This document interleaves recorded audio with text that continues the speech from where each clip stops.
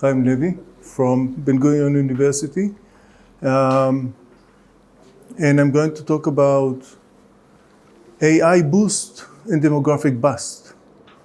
And it looks like this is a very challenging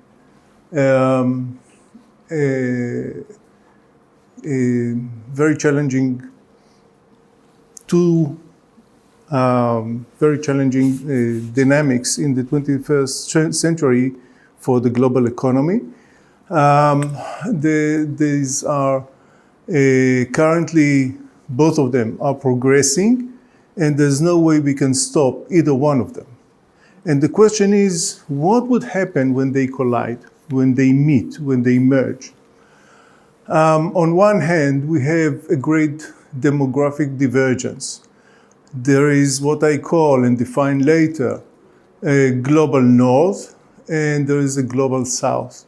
Global north, take it generally as wealthy and aging societies, and the global south, less income per capita, but high fertility, demographically growing.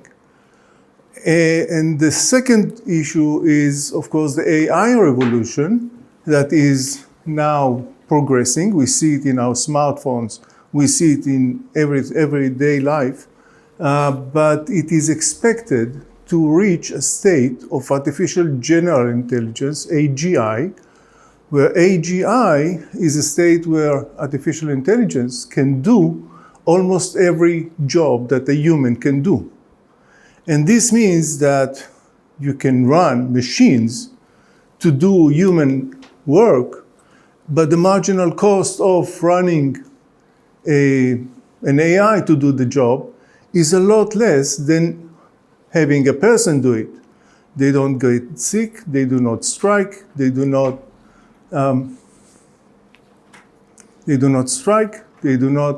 take vacations, and so on. So AGI, if replacing humans, is an opportunity on one hand, but a great risk on the other hand. The global north is characterized by low fertility, aging society, and shrinking workforce. The global south is youthful and high fertility population.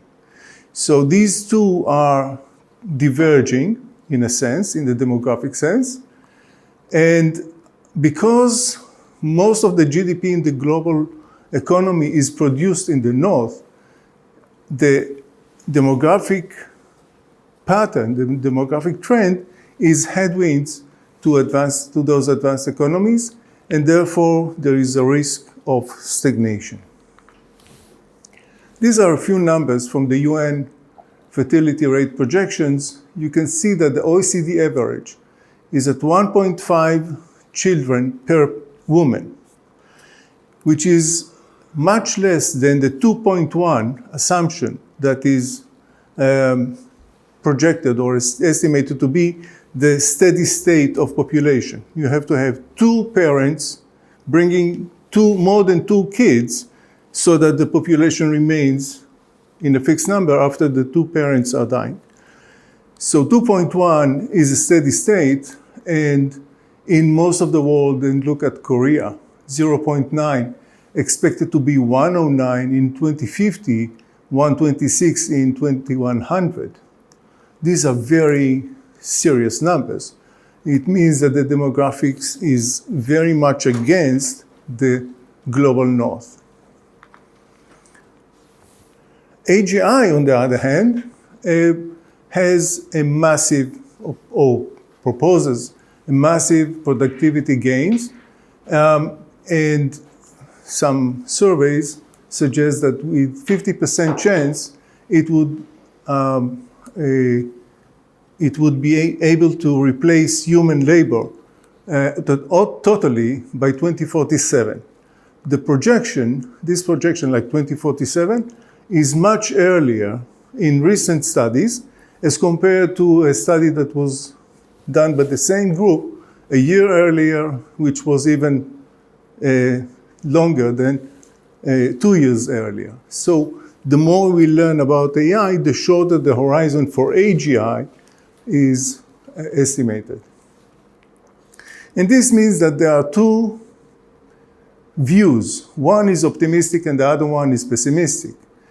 The optimistic view says there's going to be so much wealth in the world that it would be a shared abundance. There's going to be enough for everyone, and it's going to be lovely here.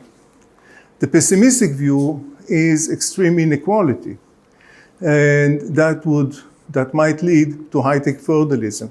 A very few group of capital owners would become the most wealthy persons in a country, and they would hold most of the assets, with the others being as feudals around the castle. So we have a few research questions. Can the AI boost overcome the demographic bust? How would it affect the demographic decline? Will it accelerate it? There are possibilities of that kind. Or will it stop it? What are the risks for social equity? Dynamic stability. Dynamic stability is going to be a very big issue. And if governments are facing such huge trends, what policies can they implement in order to manage the risks? Just a bit of a background. OLG models, Samuelson, Diamond, and others. Recent papers, Acemoglu and Restrepo, 2018, 2022, built OLG models with a task-based AI. This is simple AI, like today's AI, not AGI, that improve functionality, improve the process of making the goods, so that in some tasks, AI will replace human labor, in some tasks, it will not. We implement endogenous fertility in the model of Becker, and we address the debate on UBI, universal basic income, for all, like everyone gets $1,000 a month, no matter what they do. And what would be the implications for robotax? Is robotax reasonable? Is it implementable? It also relates to Piketty 2014 about growing inequality. If R, the return on capital, is increasing faster than the growth of the population, then there's a lot more output per person. And the question is whether this output is spread evenly among people, or will there be a small minority that collects the whole bunch of the fruit? So what we find are a few aspects. One, we call it the paradox of prosperity. We expect high per capita wealth, but stagnating and even declining aggregate wealth. GDP might even grow down, in spite of the fact that per capita wealth is increasing. We find two instability paths. One is an explosive capital deepening. Capital deepening is more and more capital per person per labor in the economy, and that might get into an explosive loop and with instability in the system. And there is another spiral of wage and fertility that I will describe in detail in a few minutes. These two dynamics are found in a closed economy, but the global north and the global south are not closed, and therefore I develop an open economy. And in the open economy, we allow for capital export from the north to the south, and labor migration from the south to the north. And the question is then, what happens to stability? Facing all those challenges, governments would have to balance between efficiency, equity, and sustainability And these are two different domains, whether the economy is closed one or an open economy. So what we have in the model, in the OLG model, people live finite lifetime, they save, and their savings become investments, so capital accumulation. There are intergenerational links so that we can study the dynamics of the demographic trends. And we implement endogenously the fertility function, function for the household, and we can measure how that might impact the aging process and the population growth. So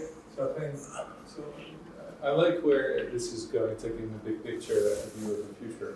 One thing that the elephant in the room, if you will, is the climate. I mean, we can create prosperity unbounded potentially, but we have only limited natural resources on the planet. Are you assuming that AGI or GAI will solve that, or what's? I don't have climate. I didn't model the climate.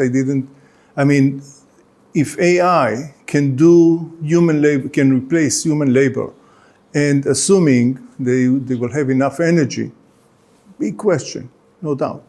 Then probably no people would need to travel to work and back from work, and so it would affect a lot of dimensions of expenses and usage of resources that it is far beyond the model. I cannot put that as another input. So in order to capture the dynamics of Acemoglu and Restrepo, what we do is a bit different structure.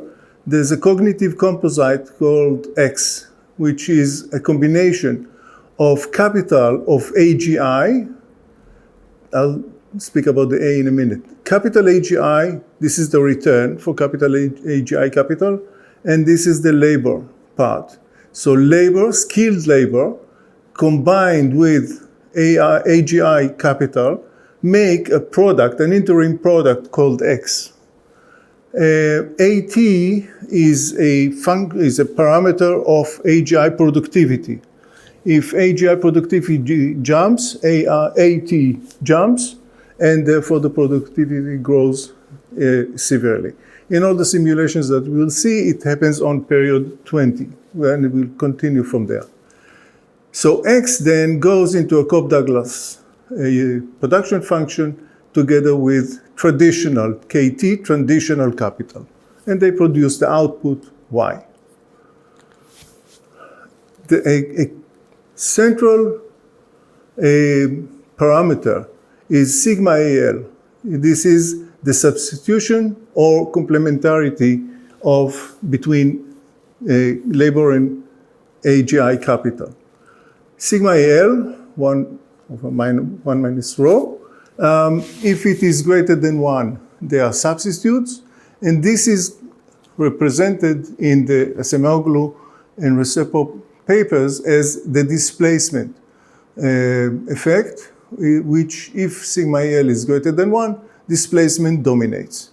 If sigma AL less than 1, complements, the two are complements, so that you have to have both labor and AGI capital in order to produce the X, the interim product. So that would capture the reinstatement aspect of Acemoglu and Restrepo. Households have endogenous fertility decisions. They choose CS and N, consumption, savings, and the number of kids. The utility is consumption today, consumption in the future, and they have a parameter nu of the preference for the number of children, as NT is the number of children. They have a total time budget of 1. Labor takes 1 part, and tau n, which is a parameter of the time cost of having a baby, times the number of children.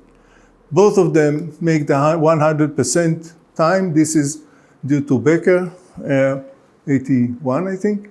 And so if people have more kids, they have less time to go to work. And if the salary is very high, if people have a lot of income per hour, then bringing more kids has an alternative cost, which is very, very high. Why is it not affected by AI? I'm sorry? Why the equation is not affected by AI? This equation is not Yes. affected by AI. Why not? Why should it? Having kids, They can keep kids No. busy. You have to spend less time.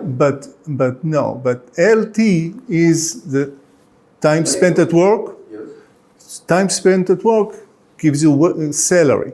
Salary is a function of AGI. No, but if my kids can spend time playing with AI and I don't have to spend time with them, I will have more time to work. You can just give them a Yeah, smartphone. give them a smartphone.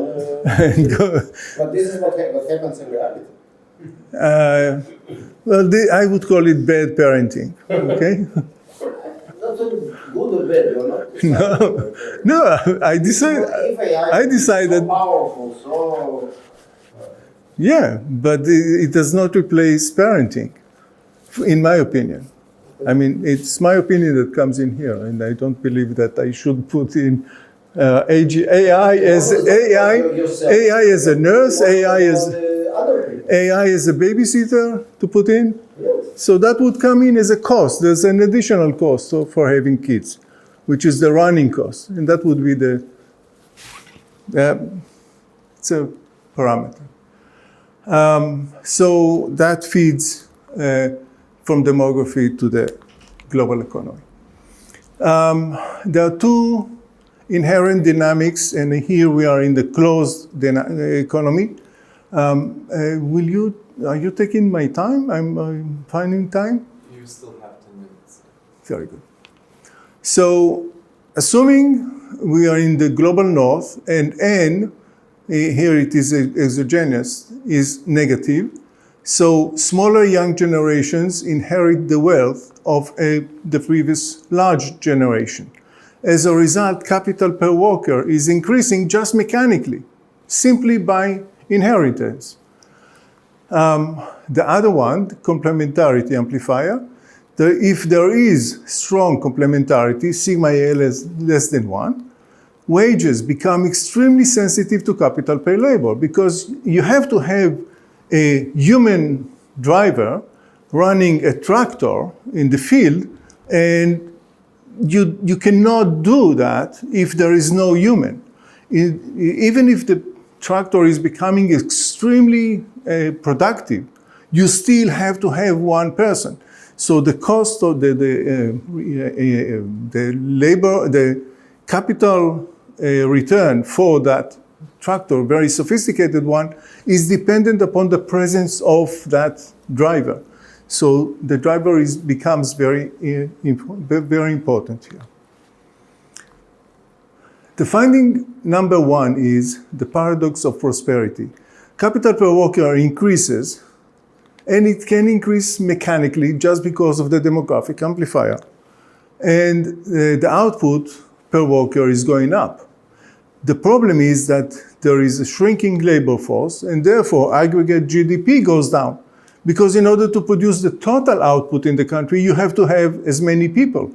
But if the population goes down, the income per person is high, but total output is low. And so you have a divergence between per capita and total wealth. This is represented as a U-shape of total output.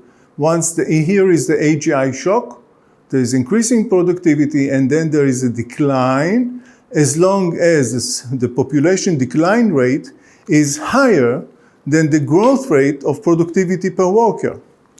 So the overall trend is negative. At some point, the productivity per worker is augmenting, and it is accumulating it is compounding over time until a point where it becomes stronger than the population decline, and total output starts increasing again.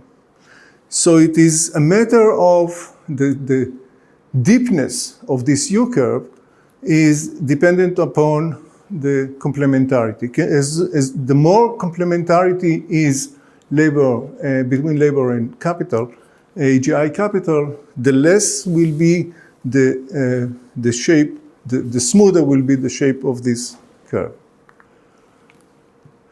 And there are two paths to instability. One is the explosive capital deepening, which happens when sigma L is less than 1, meaning complementarity, and the population is declining. With the AGI boost increases wages, people have more money to save. If they save more, and saving is equal to investment, that is increasing. If they increase both C, capital per worker, so capital increases because investment is increasing, and W is declining because the number of people in the population is declining. So the ratio of capital to worker is increasing very, very fast. And that could become a very explosive path of income, of salary. In addition, there is wage fertility spiral.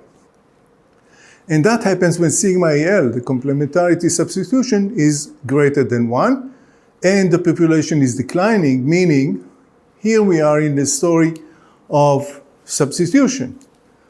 So high wages and lead to low fertility. High wages, now that gets into the fertility equation. High wages, it's very expensive to spend more time with the kids at home because your alternative cost is very high.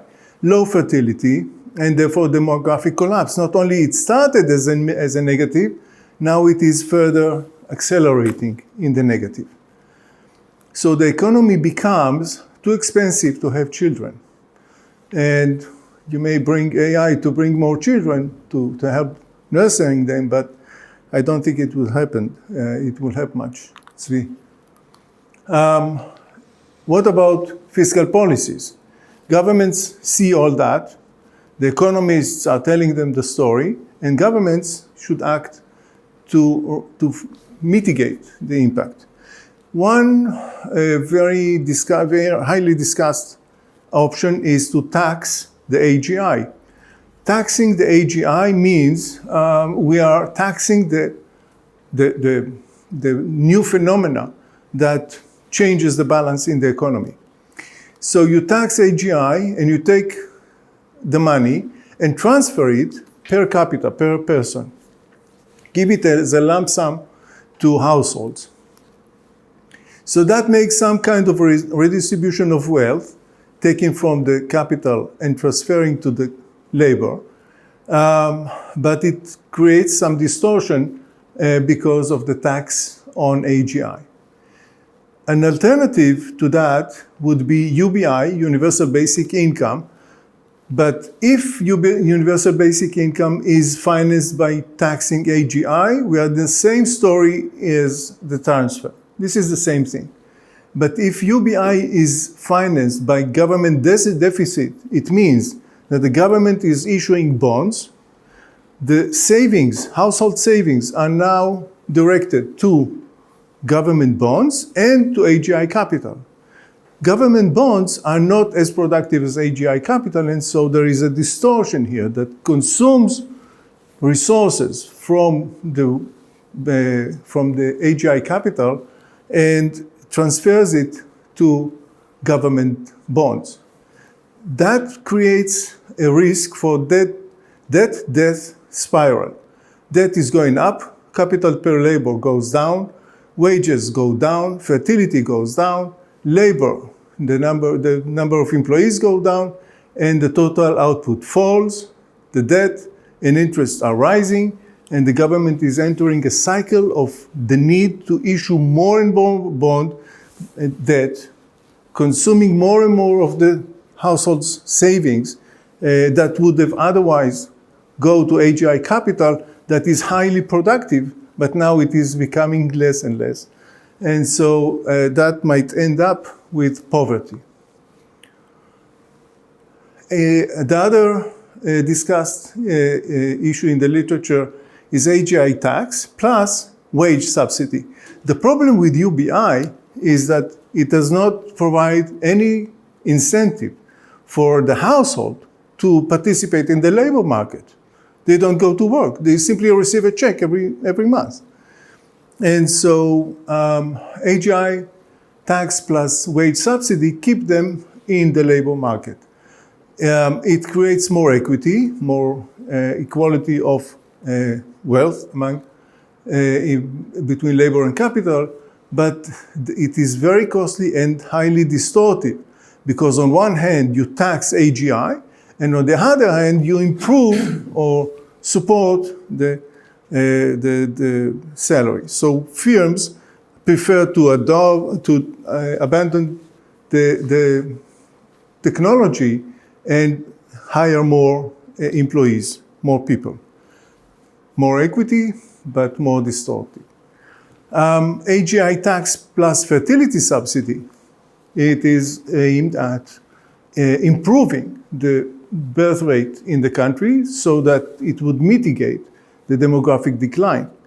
The problem is that it is indeed a stabilizer, but it lowers the per capita wages, and in addition, it takes very, very long time. It takes generations until it is becoming effective. And this is why one has to consider an open economy. Capital flows from the north to the south, and that stabilizes returns. Remember that if we are in a closed economy in the north and there's huge amount of AGI capital, its marginal revenue, its marginal return is very low because there's a pile of it. But if you export some of it and put it in the south, there's going to be higher returns in the north and higher returns in the south. And there's a global economy where all returns should equal one, should be one, and we solve the system this way. Migration, on the other hand, from the south to the north improves the scarcity of labor in the north, and therefore it changes the focus of governments from managing domestic imbalances into international coordination. A local government in the north all governments of the north would have to coordinate among themselves whether we are taxing AGI at a high rate, in which case firms would prefer to go to the south, or do we equalize it at moderate levels so that migrants would come, but not capital would not flow out. I will skip that. It summarizes the whole thing. We also find the Malthusian trap in a high-tech world.